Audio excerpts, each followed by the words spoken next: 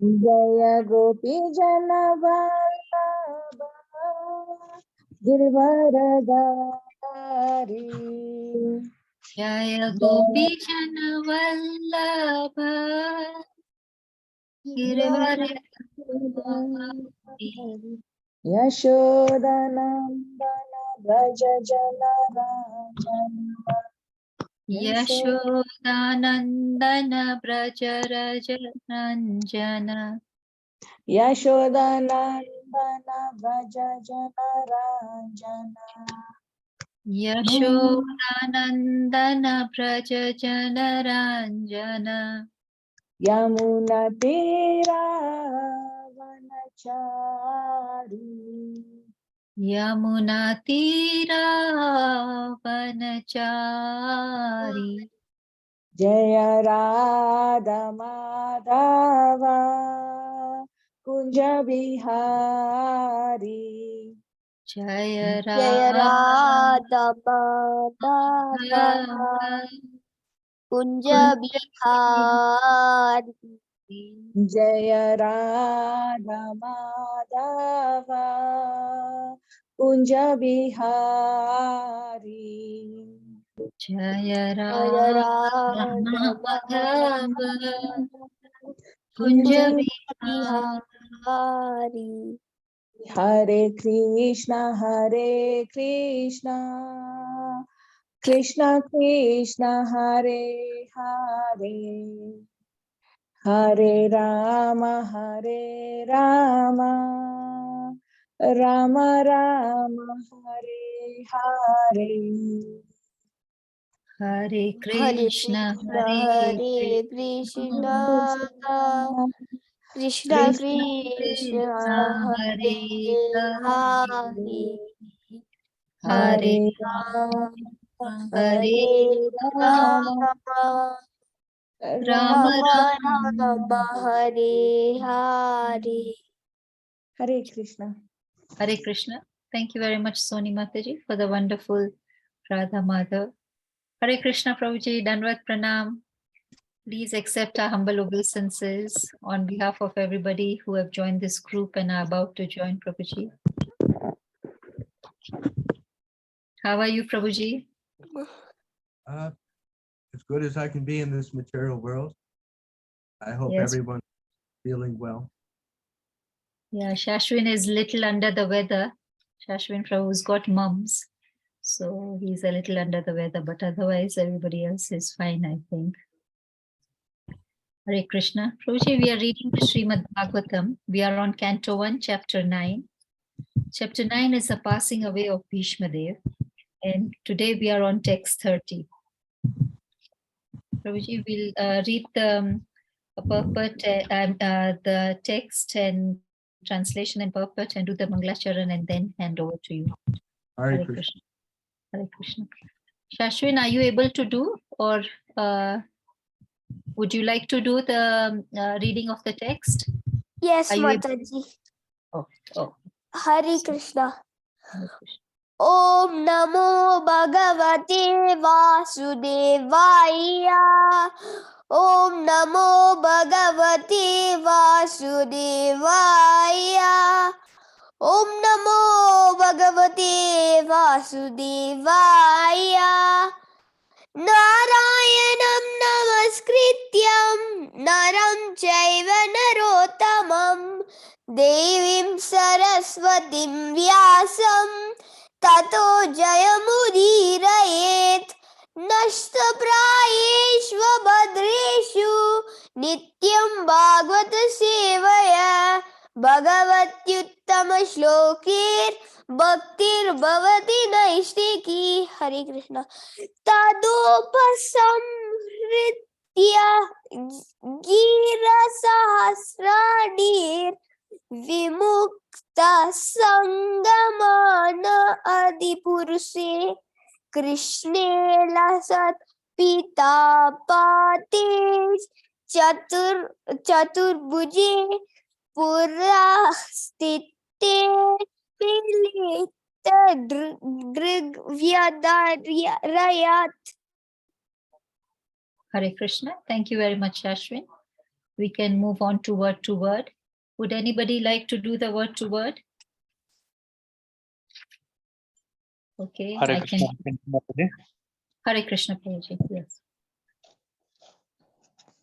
Tada, Tada, at that time, at that time, upasamhritya, Upasamritya, withdrawing, withdrawing, gira, gira, speech, speech, saharsani, saharsani, Bhishmadeva, who was expert in thousands of sciences and arts, Bhishma Deva, who were expert in thousands of science and arts, Vimukta Sangam, Vimukta Sangam, completely freed from everything else, completely freed from everything else, Mana, Manaha, mind, mind, Adi Purushe, Adi Purushe, unto the original personality of Godhead, onto the original personality of Godhead, Krishna, Krishna, unto Krishna, onto Krishna, Lasat Pitapate, Lasat Pita Pate, decorated with yellow garments, decorated with yellow garments, Chaturbhuje, Chaturbhuje, unto the four-handed original Narayana, onto the four-handed original Narayana, Pura, Pura, just before, just before, Sthite, Sthite, standing, standing, Amilita, Amilita, widespread, widespread, Drik, Drik, vision, vision, Vyadharayat, Yadhara, fixed. fixed. Thank you, Mataji. Hare Krishna. Hare Krishna. Thank you, Prabhuji. Would anybody like to read the translation and purport? We are reading Canto 1, Chapter 9, Text 30. Or maybe Okay. two people share the purple. Yeah. So I can read the translation and then Peter Muli Prabhuji, would you be able to read the purport for me? We can read half and half. Okay. Yes. Okay. Thank you, Prabhuji. Okay, let me read the translation. Translation and purport by Srila Prabhupada. Srila Prabhupada ki Jai. Thereupon, that man who spoke on different subjects with thousands of meanings, and he fought on thousands of battlefields and protected thousands of men, stopped speaking and, being completely freed from all bondage, withdrew his mind from everything else and fixed his wide opened eyes upon the original personality of Godhead, Sri Krishna, who stood before him, four-handed, dressed in yellow garments that glittered and shined. Purport. In the momentous hours of leaving his material body, Bhishma Dev set the glorious examples concerning the important functions of the human form of life. The subject matter which attracts the dying man becomes the beginning of the next life. Therefore, if one is absorbed in thoughts of the Supreme Lord, Sri Krishna, he is sure to go back to Godhead without any doubt. This is confirmed in the Bhagavad Gita 8.5 till 15. 5. And whoever at the time of death quits his body, remembering me alone, at once attains my nature. Of this there is no doubt. 6. Whatever state of being one remembers when he quits his body, that state he will attain without fail. 7. Therefore, Arjuna, you should always think of me in the form of Krishna, and at the same time carry out your prescribed duties of fighting with your activities dedicated to me and your mind and intelligence fixed on me. You will attain me without doubt. Hare Krishna. Prabhuji, kindly continue. Peter, Prabhuji. Haribol. Hare All Krishna. glories to the assembled devotees. Then what pronouns? Number 8. He who meditates on the Supreme Personality of Godhead, his mind constantly engaged in remembering me and deviating from the path, he, or Partha, Arjuna, is sure to reach me. Number 9.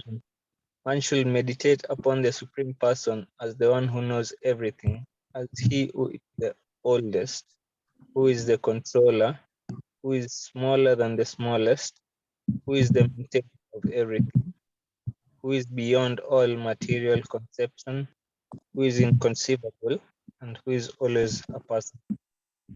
He is luminous like the sun, and being transcendental is beyond this material nature. One who at the time of death fixes his left ear between the eyebrows and in full devotion engages himself in remembering the Supreme Lord will certainly attain to the Supreme Personality of God. Number 11. Persons learned in the Vedas who utter Omkara and who are great sages in the renounced order enter into Brahman. Desiring such perfection, one practices celibacy. I shall now explain to you this process by which one may attain salvation. Number 12. The yogic situation is that of detachment from all sensual engagements, closing all the doors of the senses and fixing the mind on the heart, the life air at the top of the head. One establishes himself in yoga. Number 13. After being situated in this yoga practice and vibrating the sacred syllable Om, the supreme combination of letters, if one thinks of the Supreme Personality of Godhead and quits his body, he will certainly reach the spiritual planets. Number 14. For one who remembers me without deviation, I am easy to obtain, O Son of God, because of his constant engagement in devotional service.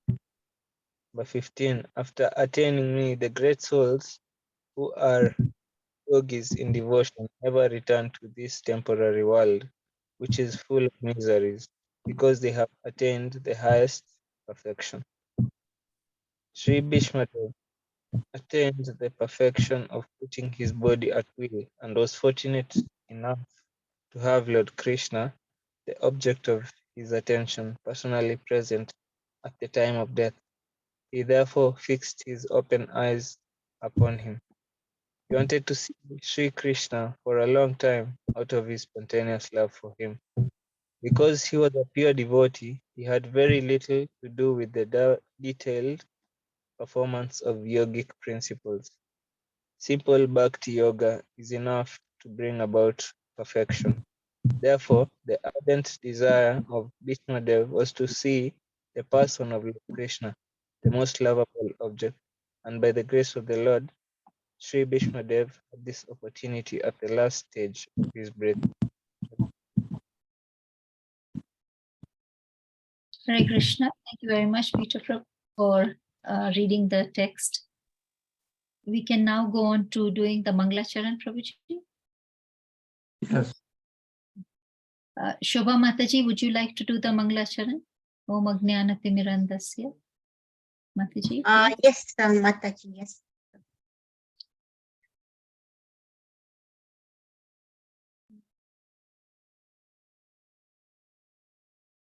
Hare Krishna.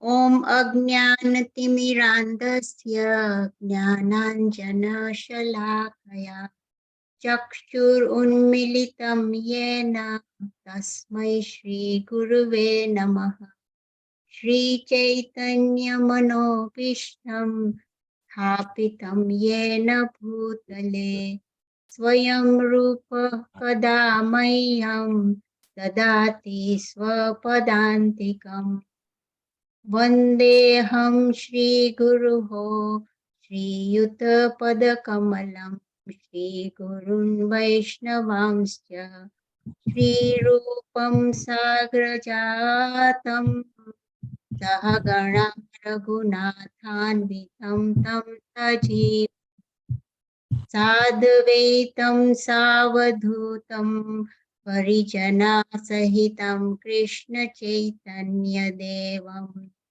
Shri Radha कृष्णपादान् सहगणा Lalita श्रीविशाखान्वितांश्च हे कृष्णा करुणा सिन्धु दीनबन्धु जगत्पते गोपेश गोपिका कान्त राधाकान्त नमोऽस्तुते तप्त काञ्चन गौराङ्गी राधे वृन्दावनेश्वरी वृषभानुसुते देवी प्रणमामि हरि वाञ्छकल्पतरुभ्यश्च कृपा सिन्धुभ्य एव च पतितानां पावनेभ्यो वैष्णवेभ्यो नमो नमः जय श्री कृष्ण चैतन्य प्रभु नित्यानंद श्री अद्वैत गदाधर श्रीवासदि गौर भक्त वृंद हरे Krishna Krishna Krishna Hare Hare Hare Ram Ram Ram Hare Hare thank you Thank you very much, Mataji, for doing the Mangalacharan for us today. Hare Krishna, Prabhuji, we hand over to you now. Hare Please Krishna. accept humble obeisances, Prabhuji. Glory to Shiguru and Shiguranga.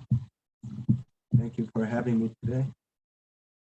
So we are continuing our study of Srimad Bhagavatam, Canto 1, Chapter 9, which is entitled The Passing Away of Bhishma Dev in the Presence of Lord Krishna. Does anyone have any comments or questions after hearing this purport?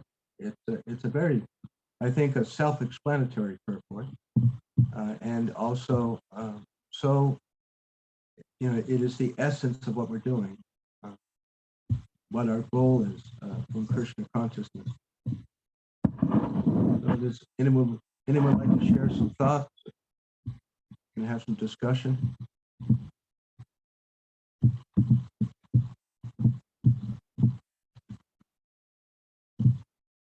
Prabhuji, we can start, and then I think as we can then discuss later on. All right. So this is a very excellent, superb example, a brilliant example for us. And we're hearing the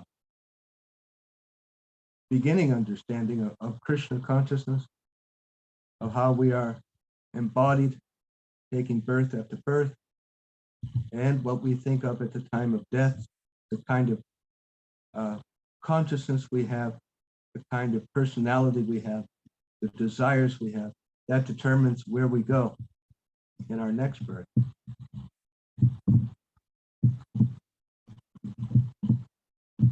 And Krishna consciousness is living our life in such a way that we practice remembering Krishna and preparing for our final examination. So there's a few things that we could take note of.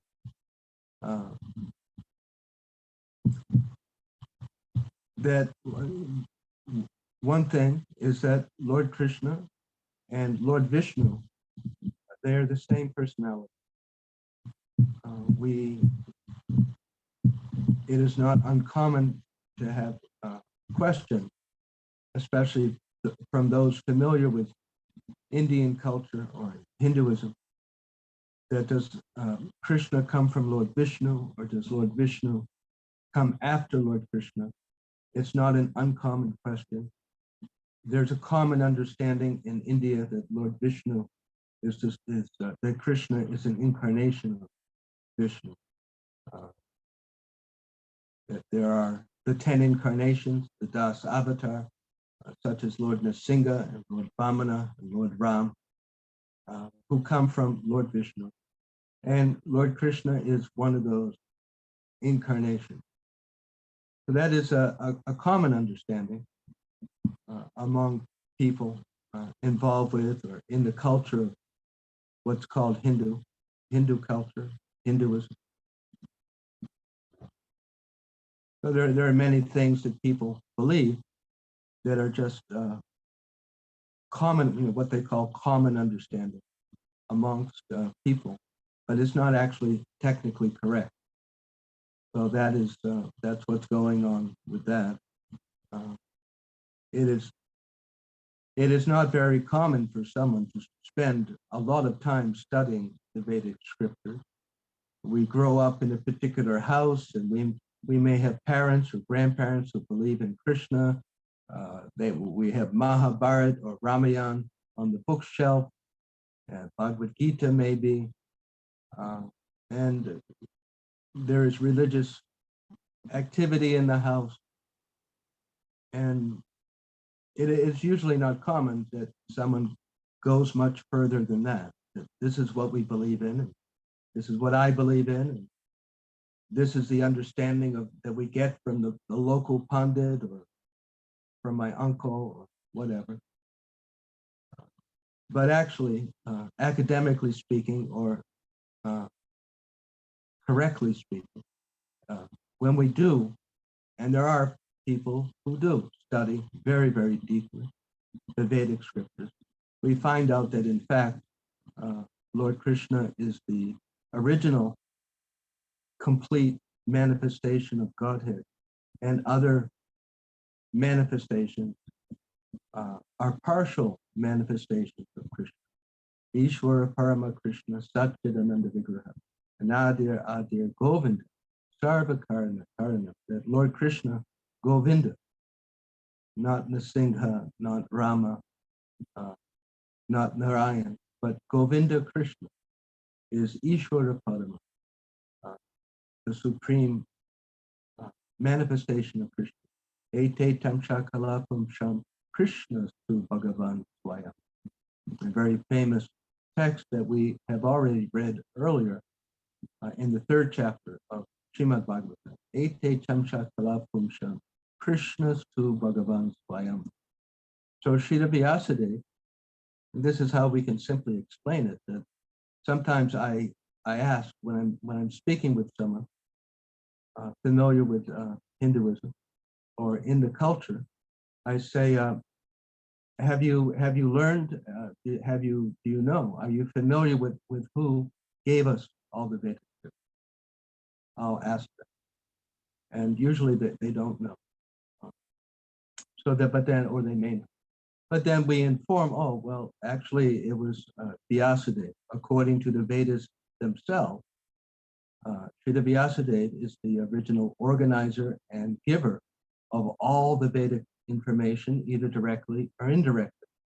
So what we're trying to do is establish the authority that, who is the authority that's going to let us know what is the final understanding.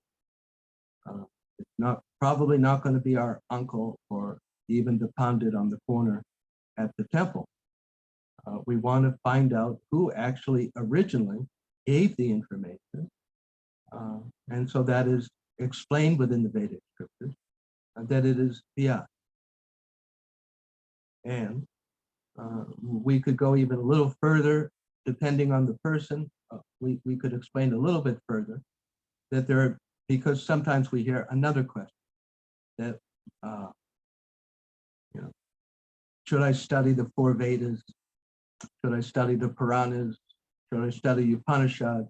Which Veda should I study? Occasionally we will get a question like that. And so we could give a lot of details, but essentially Srila Vyasadeva gave the 4 Vedas that many people are familiar with, the Rig, the Sama, the Atharva, the Yajurveda, for ritual, for getting comforts of this world. And then beyond that, there are the Upanishads, which actually describe spiritual knowledge, eternal life, those 4 Vedas are focused upon temporary. And the Upanishad begin to discuss eternal life, eternal spiritual. And Srila Vyasadeva summarized all of the Upanishad in what's called the Vedanta Sutra. So we have the 4 Vedas, which are for temporary life. We have the Upanishad that discuss a lot of different things about Brahman in spirit, in transcendental knowledge. And then Srila Vyasadeva, he summarized all the Upanishads in what's called the Vedanta Sutra. He has also given Puranas and the Mahabharata.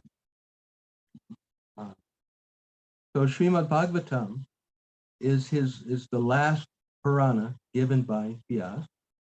And at the end of every chapter of Srimad Bhagavatam, it is said, what is that? Brahma Sutram Bhasyam. Brahma Sutra Bhasyam. So Bhasyam means a commentary on something. And the Brahma Sutra is another name for the Vedanta Sutra. So the Srimad Bhagavatam is the commentary on the commentary of all spiritual knowledge. And this is what we, as Hare Krishna, this is our authority, or one of our authorities, why we believe what we do. Because the person who gave all the Vedic scriptures ultimately presented the bottom line, or the commentary on all the Vedic spirituality in Srimad Bhagavatam. And there's no greater authority than Vyas. Although sometimes, especially younger people, usually men, young men, I don't know, maybe they're on drugs or something. I don't know. They'll try and argue. No, I know more. I have my idea. Really? You really think your idea or even your uncle's idea is better than Vyasa? I just explained to you the authority. So, I mean, the only sane reply is, oh, I didn't know that. Wow. I don't know what to think about that. For all my life, I've been hearing this, I've been hearing that. And sometimes I'll say that. I'll say that, this may be a little shocking. It may be different than what you've heard, but this is the simple truth. And it is the simple truth. So in that Srimad Bhagavatam, we learned that Lord Srila Vyasadeva explains Krishna's tu Bhagavan Swayam, that Lord Krishna is the fullest manifestation of Godhead. And from him, from that fullest manifestation, all others are manifest, such as Lord Vishnu and Lord Narasimha, Lord Rama.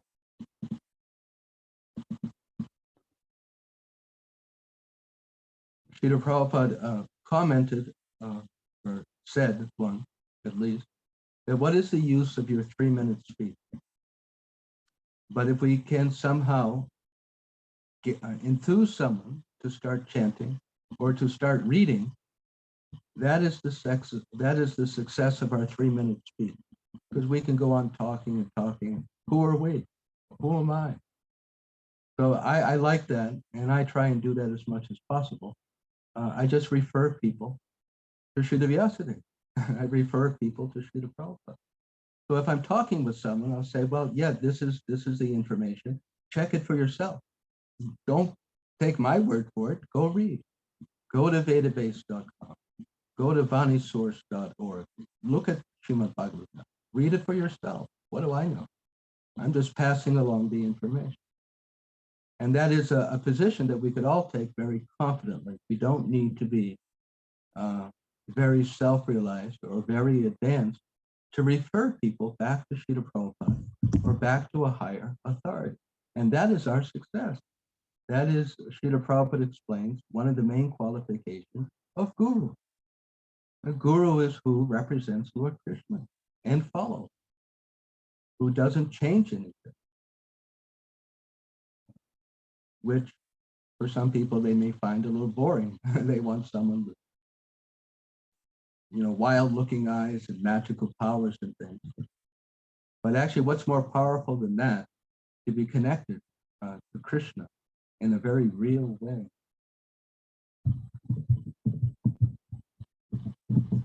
So Lord Krishna is the source of all incarnations, and Bhishma Dev, he is especially attached to the four-armed form of Lord Krishna. And because in this, why do I talk about this? Because in the verse it says Chatur Bhuje.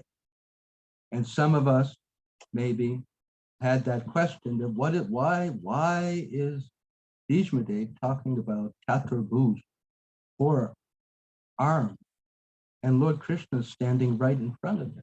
Isn't he a devotee of Krishna? And we know he's a devotee of Krishna. And so it's a good question that what's going on here? So that's the understanding that, yes, Lord Krishna is the fullest manifestation, but all of his other manifestations are equally Satchidananda. Lord Ram, Lord Nrsimha, Lord Vamana, the Korma avatar, Matsya avatar, Lord Balaram, so many. They are equally, fully Satchidananda, eternal, full of bliss, and possessed of, they are all omnipotent. They are all infinitely powerful, omniscient, conscious of everything, and omnipresent. They are present because it is one person, Krishna, sort of like under different names, just like all of us.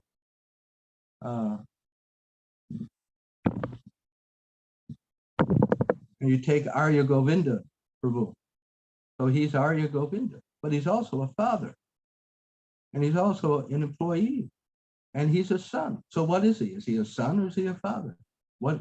No, he's both. He's a son and a father. But so he's the same person. It depends what role we are looking at Arya Govinda. So his children see him as father. And his mother sees him as a son. So it's not so difficult to understand. So the same is true for Krishna. He manifests in different moods and different manifestations. And it's all Krishna, Krishna, Krishna. But because they have different roles and different bodily shapes and colors and forms, there's activity, there's different names. And also by inconceivable power, they have individuality. Although Lord Balaram, in one sense, is Lord Krishna, still by Lord Krishna's inconceivable power, Lord Balaram has a sense of ego, that I am the servant of Lord Krishna. Just like we're part of Krishna. We are Krishna in the sense that we are his energy. But at the same time, by his will, we have a small ego and individuality. We are individuals. So it is not something that we probably can't, maybe some of us can, but it is not surprising if we can't understand it really, that we can't quite understand how that's possible. And that's okay. It may be something that we learn to be comfortable with. There are things that we don't have the capacity to understand, and that may be something we've never thought about. Just like ants, it's very doubtful that the ants understand the human civilization with their airports and malls and all the different things that humans do. It's just mechanically beyond their ability to completely grasp. All they can do, as Lord Brahma says, that I bow down to Krishna as a matter of sanity, because I can't fully understand Krishna. And that's Lord Brahma. The demigods can't understand Krishna. God is not something that we can wrap our minds around completely. Ultimately, we just appreciate, oh, Krishna is inconceivable. He has inconceivable achintya shakti. We surrender we give up trying to control everything or thinking we can control things with our mind. You know, some people, it said they're in their head, that they're always trying to figure things out. And of course, we should try, but some things are just left alone. Instead of trying to figure something out, a problem or a difficulty or why something is, we just let it be. Just let it be. And perhaps you'll have a different understanding when you wake up in the morning. But just trying to use our brain to figure out some problem or some difficulty or why something is a certain way, we can only go so far. And Srila Bhaktisiddhanta, our great grand spiritual master, tells us that the humans, they really should learn how to stop trying to chain Krishna, chain God down to our limited concepts. We need to let Krishna be. Just let him be. God is such a personality that he can appear as a child, he can appear as a half man, half lion, he can appear as a mystical fish incarnation or tortoise incarnation. He can exist in his own spiritual realm and at the same time be inside everyone's consciousness. That's just what God is. So Lord Brahma says, I just bow down as a matter of sanity and I glorify Krishna. I don't understand you fully. You're just amazing. And that's it, which can be a little uncomfortable. But we get used to things that are uncomfortable. It's another thing to tolerate. Lord Krishna says we must learn to tolerate the non-permanent appearance of happiness and distress. So maybe we need to learn to be comfortable. Krishna is not someone I'm going to understand. If someone asks me, how can God do that? Because he's God, that's why. And that's one of his wonderful qualities. That's one of his wonderful aspects to appreciate about him, that he can do a lot of things I can't. And that's what Srila Bhaktisiddhanta Saraswati was pointing out, that our tendency is trying to judge things by our own limited experience. Well, I can't do that. So what? Who are you? Who am I? I'm such a tiny, this planet is just one of millions and millions of planets. And on this planet, there are billions of insects and billions of humans. And I'm just such an insignificant speck, really. At work, people may think I'm really sharp and they may think I'm really capable. And maybe I am a very tiny bit, but I'm just so insignificant. So so this is humility. And as a devotee, as we develop more and more of this humility, this Srila Prabhupada said that to be Krishna conscious means to be conscious. It means to be conscious of everything, not just floating around in the spiritual world, conscious of Lord Mahavishnu. But it means to be conscious of what's going on right now. You know, that something isn't burning on the stove. You know, that there's something that needs to be fixed. It means being conscious. So here's something that's just a matter of consciousness. I'm such a tiny little speck. And how could I even begin to think that I could understand God completely? So in that consciousness, we can feel happy with Krishna and just be thrilled when we hear how he's running from Mother Yashoda, and when he's driving the chariot of Arjuna, and when he's standing in front of Bhishma. We just glorify. This is, of course, these are wonderful things that God would do. So Bhishma Dev is showing us this example, and Srila Prabhupada quotes many verses about the importance of meditating on Krishna at the time of leaving this world. And Bhishma Dev, he is especially attached to the aspect of Krishna as forearm Lord Vishnu. That is his eternal leaning. And all of us have an eternal rasa with Lord Krishna in any of his manifestations. In the Nectar Devotion, Srila Prabhupada explains that Krishna means Krishna and all of his incarnations and the spiritual world, all of that is Krishna. So near the end of the purport, Srila Prabhupada explains that he says, because Bhishma Dev was a pure devotee, he had very little to do with the detailed performance of yogic principles. Simple bhakti yoga is enough to bring about perfection. So in the previous sentence, Srila Prabhupada writes, Bhishma Dev wanted to see Sri Krishna for a long time out of his spontaneous love. So this is bhakti yoga, and this is our path of linking with God. It is primarily based upon love. That we are not going to advance in yogic perfection by our own power, by some gymnastic physical exercises, or by being a big scholar. Bhakti yoga, by love. Srila Prabhupada writes, the ardent desire of Bhishma Dev was to see the person of Lord Krishna, the most lovable object. So we hear this explained that nothing can control God except love.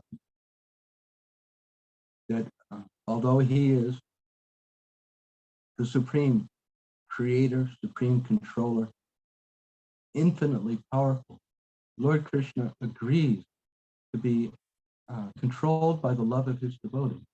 And this is a very natural principle that we see here in our human life. Because of the love of the child, the mother or the father will do all kinds of things because of the love.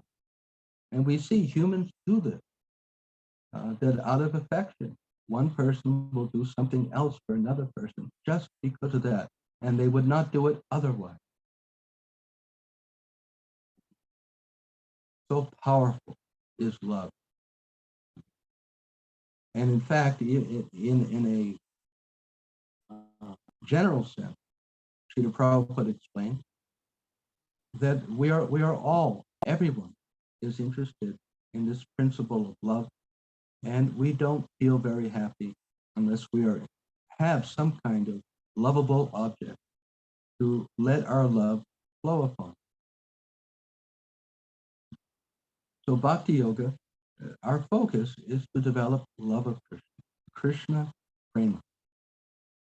So what are some of the important ways, 3 or 4 important ways that we develop our love for Krishna? How do we do that? How do we develop and increase love of Krishna? Smaranam. Chanting. Yeah, chanting. Chanting. Hearing. What? Hearing, hear. Remember. What else? Archanam. Archanam is a deity worship. The deity worship. Yeah. Padasevanam. Lotus feet of the Lord. Sevanam. So all these different activities of bhakti are to help us develop our attraction and to maintain our attraction and to increase our attraction. And it's just like if someone says to us, love that woman or love that man across the street. If we don't know anything about them, how is that possible? It's not possible. We have to know something about them. So that's just common sense. Now there's another side to this, which is how come there are not 300 people right now with us in this Sangha? Why aren't there hundreds of more persons attending this discussion? I mean, aside from the fact that I'm no one special, but in general, why do we not have hundreds of people attending these Bhagavad Gita classes? Who would like to offer some thoughts about that? They are misutilizing their independence. They're misusing their independence. Yes. Very good. Someone else? Is it ignorance? They don't know that they should be. They don't know. Okay. Hare Krishna Prabhuji, because they are entangled in Maya, so they find joy in other things in more than listening or joining. I think other things are more attractive. Yeah. Very good. Any other thought?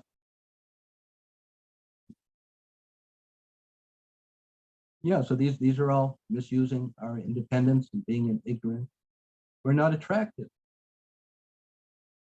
Even we are on this path, but I can't say I'm always feeling fully attracted to hear about Krishna, or that when I see the deity of Krishna, my heart is melting in love. I can't say that. So what is that? So it's very being attractive, having an interest in Krishna is obviously something very, very important that makes a huge difference. If more people were interested, more people would be here today or other days. And so what ruins interest in Krishna? Even to begin to be interested, what ruins our interest in Krishna? What makes it less? In different modes, if you are in a mode of ignorance and mode of passion, then you don't develop interest into Krishna. If we are too much in the lower mode, Mode. our thinking patterns, our habits. Okay, that's good. Some other thoughts? Attracted What? to sense gratification. Sense gratification. Overly attracted to sense gratification.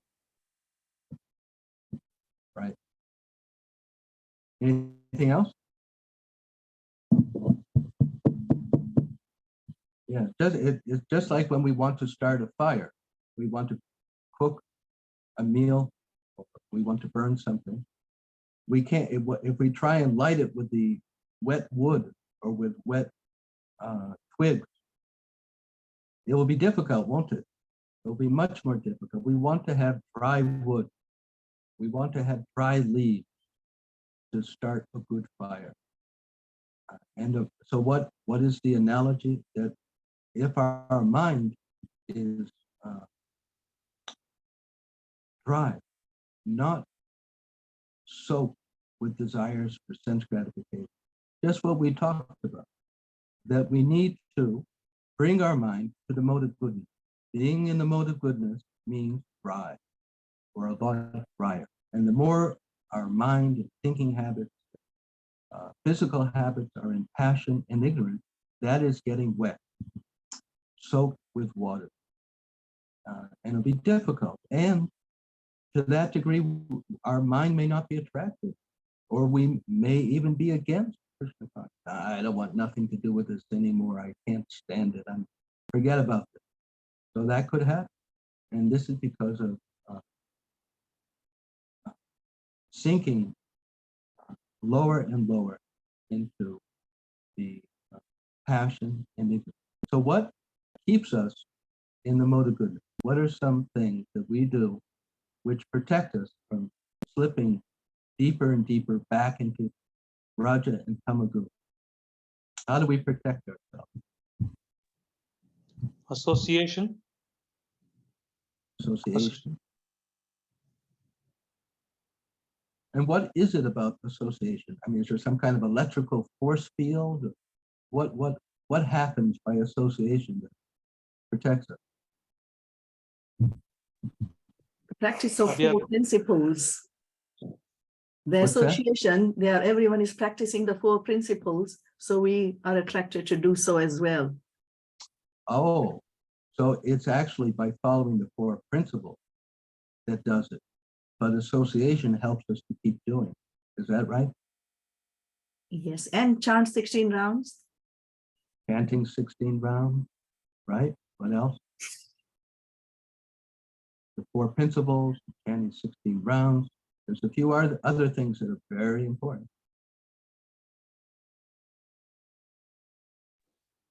We get motivated by the senior devotees with the level of practice what they're doing. Yeah, another benefit of association. What else? What protects us or keeps us stronger in sattva guna? What kinds of things ruin our goodness? Hare Krishna. Yeah, hearing about the activities of the Lord, his pastimes, also through Yeah. association. Very good. Hare Krishna Prabhu, if we serve bona fide guru, then the guru can also guide us. We The can stay on. guidance of the guru, right? Prabhuji, Very- eating prasadam. Eating prasadam. Yes, eating. Eating is very critical thing. Lord Chaitanya has said that if we eat grains cooked by non-devotees, our mind will become wicked. All of a sudden, we could start thinking things and having desires that we don't know where it came from. So eating is very, very important thing, that we eat foods to our best ability that are cooked by pure-minded people, and of course they're vegetarian. And there's something else about that, eating in a pure place as possible, as best as we can do it. Because the subtle karma is something that is picked up. If we eat in a restaurant or in a lunchroom and people have been eating meat, we can actually pick up some degree of karmic reaction from that. Not only food, if we wear someone else's shoes or use their toothbrush of someone who breaks the regular principles, you can think of it as a kind of a karmic dust, and it will and it can rub off. And if our sadhana is already not so good, we could end up really struggling with desires that are difficult to control. Yeah. So eating. The worst thing is grain, the beans and things made with flour and rice. Grains cooked, especially hand cooked. It's a little better if sometimes nowadays there are big factories and they produce bread and things that are just machine, and that's not the best, but it's definitely much better than something which is personally hand cooked by someone who's breaking the regular principles. It can be very contaminating. And it may be that we, for whatever reason, we're visiting relatives, or for whatever reason, we may have to do that for a short while, but we should try and get away from it as soon as possible. So that, and of course, what brings us to purity is being in touch with purity by hearing and chanting. So this is our ever protection, that whatever we may be involved in, we never give up our chanting of our japa and our kirtan and hearing about Krishna, because this is what destroys sinful reaction. It is meditation on Krishna which destroys sin. And our way of meditation is primarily the chanting and the kirtan and the hearing. So no matter what happens, we never want to stop doing that, even if we don't feel like it, because it's just like a patient who's taking some medicine which is bitter. And if they stop, it'll just get worse. So somehow you have to just do it. And there will be, and there are times, I'm sure all of us have experienced, that we don't feel like chanting, and we don't feel like going to the class, and we don't feel like reading. And perhaps we take a break occasionally, but we must do it anyway. That's what adults do. Children do what they feel like, but an adult does what they have to do because I have to do it. If nothing else, I'll just be more suffering in the future if I don't do this. It is my cure. So even our mind may become really crazy. The solution is to keep chanting and keep hearing about Krishna. And if we do that, we'll realize it. Oh, I don't know where my head was, but I chanted and I listened to bhajan and it all went away like a cloud. And I think Krishna is just wonderful. So our lack of attraction to Krishna is like a disease. It is a disease. It is just like a cloud covering the sun. And we should try and remember that this is not me. It's not that I don't like Krishna or I don't want to be a devotee, but my mind has like a cloud over it. And I can blow that cloud away by hearing about him, by keeping myself near him, meditating, just like we put the clothes in the sun and the sun dries them. So if our mind gets wet with Raja and Tamagun, then we put ourselves near Krishna and we will get dried out. It may take a couple of days or a few days, but it will work. And then we'll have more confidence. Oh, yes, this works. This is my shelter. This is my safety belt. This is what I do if things are really looking dark. Just need to bring myself into the light of Krishna. Just like on this Back to Godhead magazine, there is that sentence that Godhead is light and nescience is darkness. So I'll stop here and we can discuss and ask questions. Hare Krishna, Prabhuji, what did you say? What was written in the Godhead magazine? That the magazine, Back to Godhead magazine, Srila Prabhupada gave a sentence that Godhead is light and nescience or ignorance is darkness. Godhead is light. So we want to keep ourselves in light. And because of our past sins or maybe current sins, we may not be attracted to the light. But the cure is to stay in the light. We're pure. We are all, right now, where we live, we're all living somewhere and we have neighbors. Every one of those neighbors is a pure devotee of Krishna. They are all Brahmin. They're all Brahminical. But now, because of their habits, past life and in this life, it's just lost. And if they follow this process, if we follow this process, then we dry out and everything goes back to normal. It's really that simple. Krishna, which is good. Krishna consciousness is actually natural. It's not something we're trying to like stuff into our life and it's something it's normal. All we have to do is follow the health regimen, follow the prescription. It's normal thinking.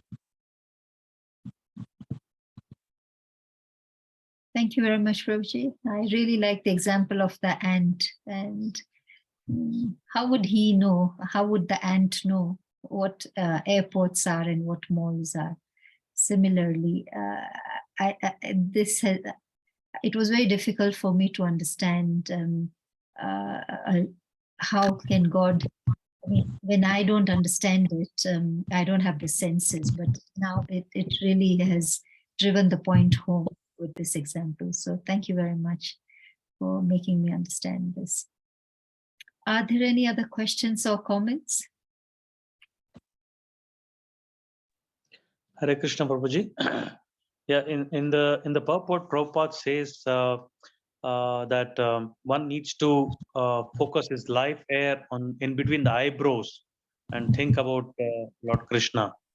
So could you please explain more on that, Prabhuji? Yes. Well, this is the usual part of Ashtanga yoga or Hatha yoga, where they focus their consciousness between the eyebrows. We don't necessarily have to do that. Lord Krishna mentions it, and Srila Prabhupada repeats it. But he goes on to say that we are practicing bhakti yoga, and it does not depend on some mechanical method. Our method is to call out the Krishna to pick us up. There's an example that's given that. Does anyone know how a baby monkey is carried by the mother? How does a baby monkey travel with a mother monkey? As compared to a cat. Who knows the difference between how a kitten is carried and a monkey is carried? So the baby monkey is holding on to the mother tightly. So if it leaves a grip, it falls down. Yeah, so it is holding on completely, while the kitten is carried by the cat. So the mother is holding the cat. Yeah, so that may not be as a brilliant thing to brag about. You can picture a man at the pub and he's saying, yes, I'm helped by my mother. My mother helps me all the time. It won't be attractive to the ladies. You know, he wants to say how capable he is and what a powerful man he is. That is human nature. And that's something all of us, men and women, sometimes have to get over. That actually the better position and more intelligent position is that I do have some strength, but I don't rely on my strength for everything because I don't have all the strength. And the yogis, there are some yogis who they try and climb on the back of the absolute truth, and they try and hold on to Krishna by their own strength. So this is actually good news for us. I don't need to be so powerful that I hold on to Krishna. I do have to have the ability to be humble and acknowledge I can't do this. I don't have the ability. Oh Lord Krishna, oh energy of the Lord, if you so desire, please help. And then Krishna will pick us up. That's easy. So actually we are guaranteed of success if we can just do that. If we can just give up our pride of well, I can do it on my own and just ask for help. There are people, I remember as a teenager or young boy, I don't know why, I had a very hard time asking people for help. I remember my father saying, oh, ask that man how we get somewhere. I could hardly ask it. I guess I was proud even then. So this is again humility. I'm not God. I'm not perfect. I know something. I can do something, but there's some things I can't do. And so we go to Krishna and say, I can't control this desire. I can't make myself attracted to you. I don't have the power to keep practicing devotion to you. Please help. Such simple things. And we're guaranteed of success because Krishna will always help. Such a simple. So, you know, I was just to go on, sometimes we may feel bad. Oh, this is so hard. Chant my rounds every day, eat only this type of food. I just can't do it anymore. We're feeling bad. And we feel bad about feeling bad. We feel bad that it's so challenging, but actually it's an opportunity. Oh, now I know what to do. Oh Lord Krishna, oh energy of Krishna, oh my divine spiritual master, I'm having a lot of trouble. Please help. And that's what we do. So it's actually not such a difficult.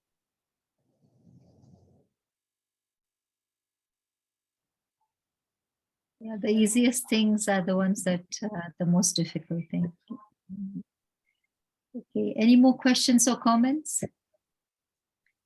There are no more questions or comments, and we've exhausted our time. So can I request Arya Govind Prabhu, kindly, Prabhu, is it possible for you to end the session? Hare Krishna. Yes, yes, Mataji. Thank you. Thank you, Prabhuji. Hare Krishna for wonderfully explaining us the different features of Lord Krishna, and then how to remember Krishna at the time of death, and then how to practice our sadhana. So, what are the important things we should remember as devotees? Thanks for engaging us also in making the points ourselves, asking questions to us. Thank you so much, Prabhuji. I request all the devotees assembled to unmute and then chant Hare Krishna Mahamantra once in glorification of His grace. Dina Sharan Prabhu. Hare Krishna, Hare Hare Krishna, Krishna, Krishna Krishna, Hare Hare Hare Rama, Rama, Hare Hare Rama, Rama Rama, Hare Hare. Vancha Kalpatarubhyascha Kripa Sindhubheva cha Vaishnavyo Namo Namaha. Krishna. Srila Prabhupada ki jai. Grace Prabhu ki jai. Jai. Hare Krishna ki jai. Yeah. Thank you. Thank you, Thank Hare you. Krishna. Thank you for your association. Thank you for giving me the chance to remember. I'm so blessed by all of you.